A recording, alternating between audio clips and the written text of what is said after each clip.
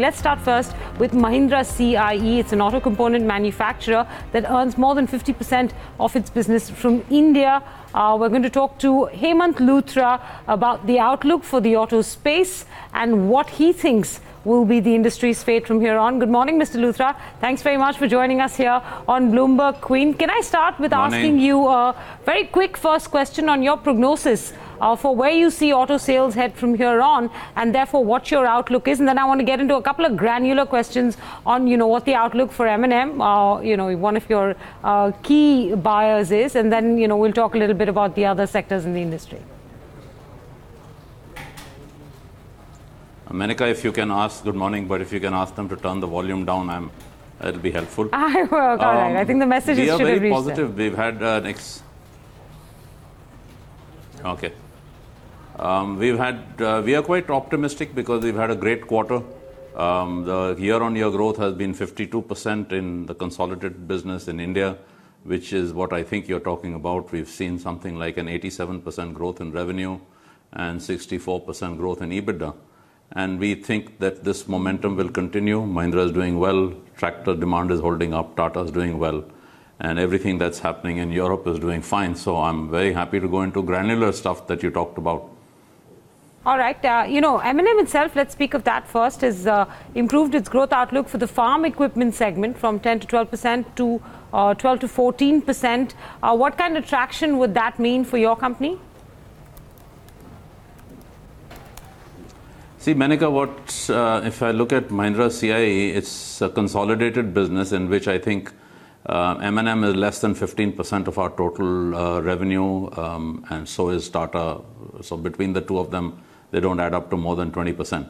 Having said that, they're both very important customers, and we are seeing the fact that the stamping business is getting greater demand, where we supply bodies for Bolero and the other cars of Mahindra. We've seen demands for the Tata Motors, different products go up, and the gears demand where we supply gears for Mahindra and Tata, that has shot through the roof because we are now having to invest more capacity.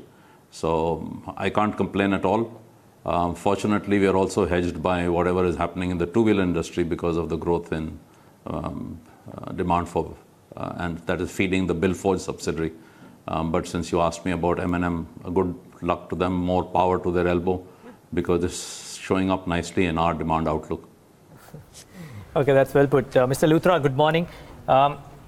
Let's talk about geographies, because if we just look at what happened to the recent quarter numbers that I've looked at, Indian organic growth was strong. I think the European operations got boosted by new orders as well.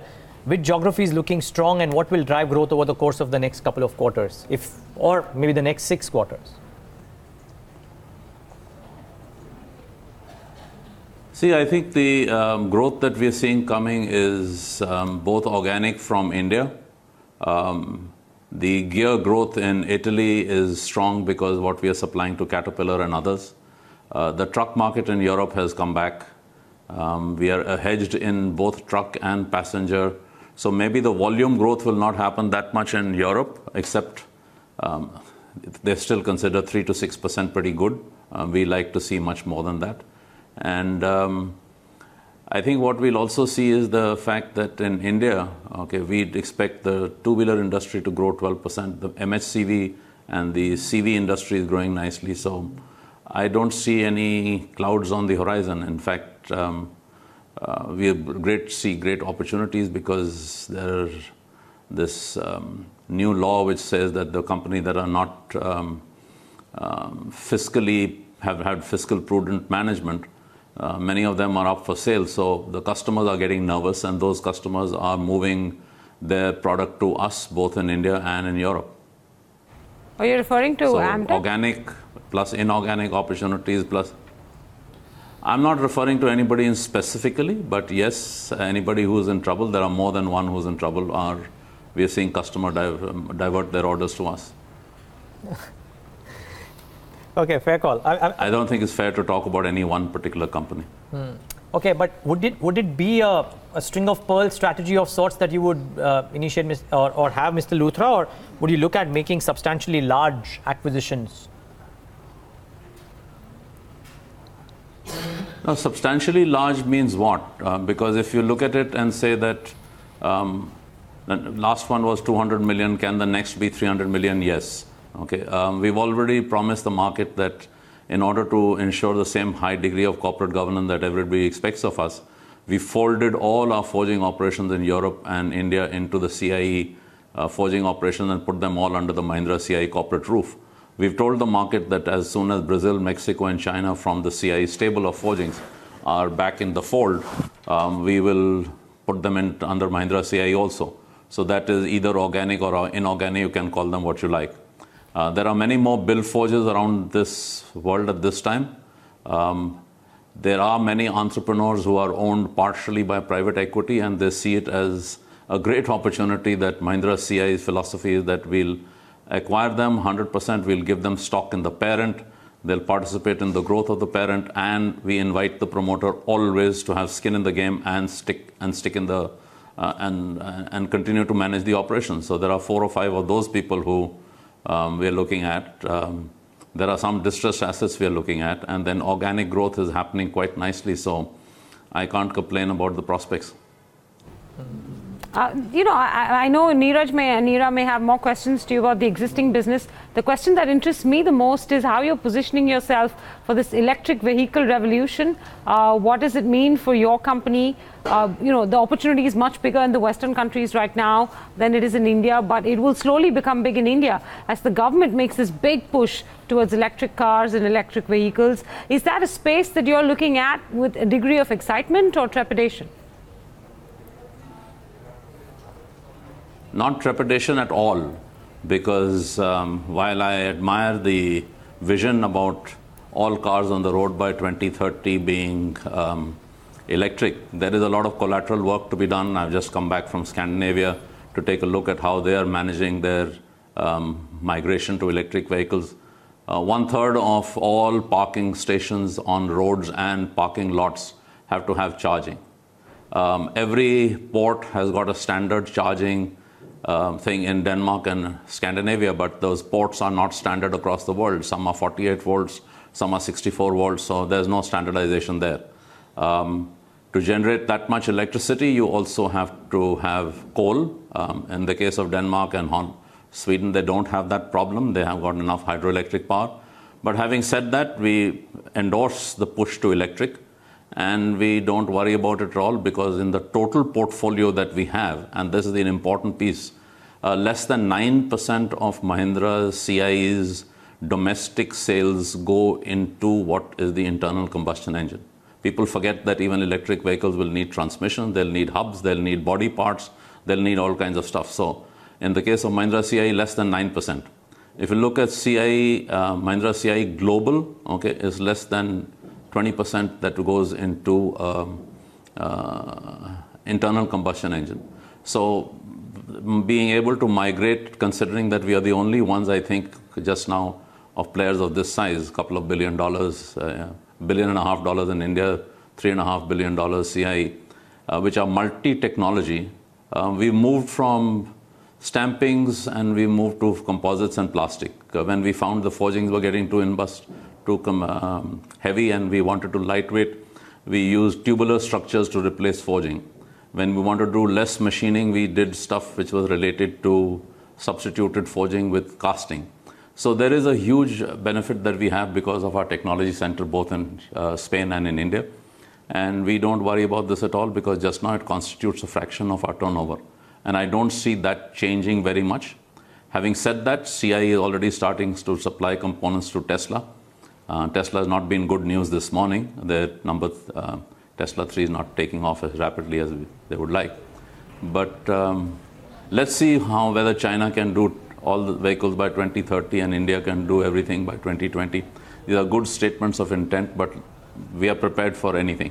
A quick follow-up question, very briefly. I can see why you're describing this not to be a threat to CIE, Mahindra CIE, but do you see it being an opportunity? Like 5 years down the line, would you say this could be a substantial growth driver in your business, new areas of business to do when it comes to electric vehicles? Is there any way you can quantify that for us in any fashion? Absolutely, Menaka, because electric vehicles will have to be lighter weight.